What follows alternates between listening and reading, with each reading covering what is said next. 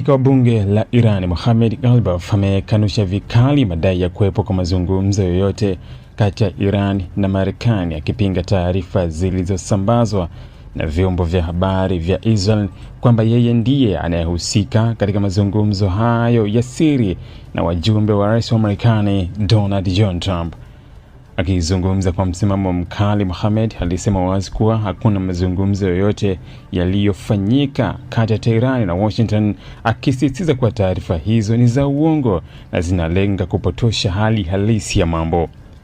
Kauli yake imekuja wakati hali ya kisiasa na kijeshi katika eneo la Mashariki ya Kati ikiendelea kuwa tete kufuatia mvutano unaoendelea kati ya Irani, Marekani na Israel. Ghalibaf alisisitiza kuwa wananchi wa Irani wanataka kile alichokiita adhabu kamili na ya fedheha dhidi ya wale aliowataja kama wachokozi, akimaanisha wazi